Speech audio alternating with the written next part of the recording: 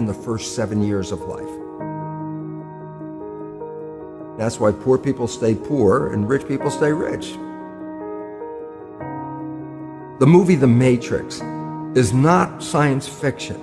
It's a documentary.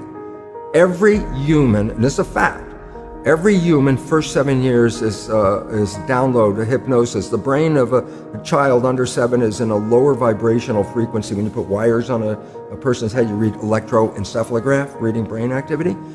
A child below 7 has a lower vibration than consciousness. It's called theta.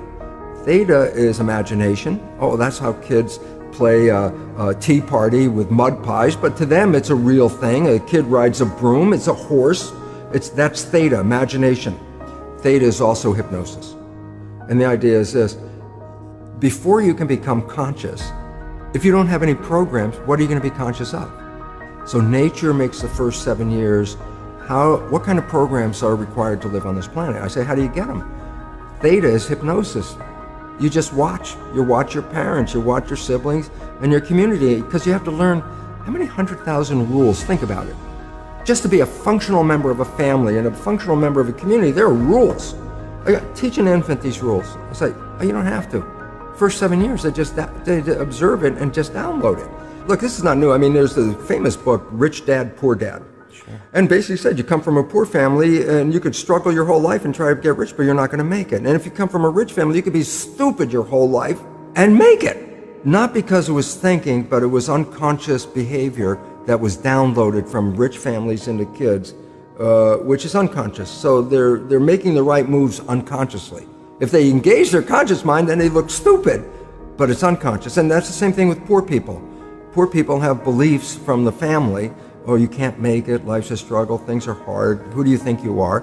And if that's the program you get, then 95% of the day you will sabotage yourself. And that's why poor people stay poor and rich people stay rich, because the programming. 95% of our life, this is a fact, comes from those programs in the subconscious. Every day, only about 5% of their life are you using conscious, which is creative. 5%. So your life is being lived, even though you think you're living your life. Exactly, and you don't see it because it's called subconscious, below conscious. And the Jesuits, for 400 years, they were boasting. People didn't understand. They say, give me a child until it's 7 and I will show you the man. They've been saying that for 400 years because they knew 7 years was the program period. And 95% of your life after that will be whatever that program is. So you don't have to try and think about what happened. I just say, look at your life. The things you like that come into your life come in because you have a program that supports them. But anything you struggle with, work hard at, put a lot of effort into making it happen, why you're working so hard, inevitably you have a program that doesn't support that conclusion and you're trying to override the program. So you don't need to do a lot of shrink and psychology stuff. You just look at your life and say, where am I struggling?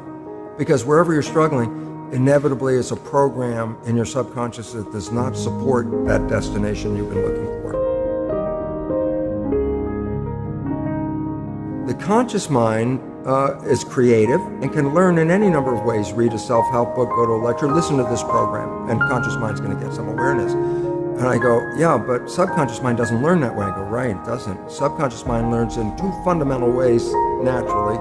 Hypnosis, which is the first 7 years. And after age 7, how do you put new programs in? Repetition, practice. You want to drive a car, you didn't learn how by just getting in the seat and put the key in. You had to practice driving the car. You want to learn the alphabet. How many times did you go from A to Z? Try to go to A to Z before you can complete it. And once you completed it, you didn't have to go back and do it again. So 2 phases. You want to train the subconscious mind, hypnosis, repetition. I like the last one because there's a new phrase that's bandied about called fake it till you make it.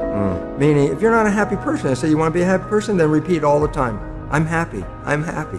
I say, well, you don't look happy or anything. I say, no, who am I talking to? By repetition, I'm talking to subconscious.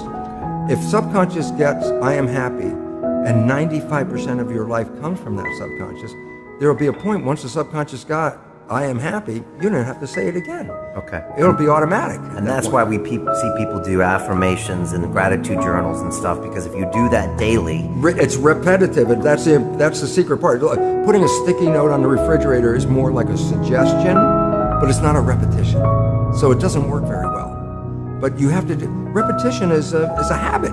It's making habit. So you got to do something religiously in the sense of repeating it to make it work.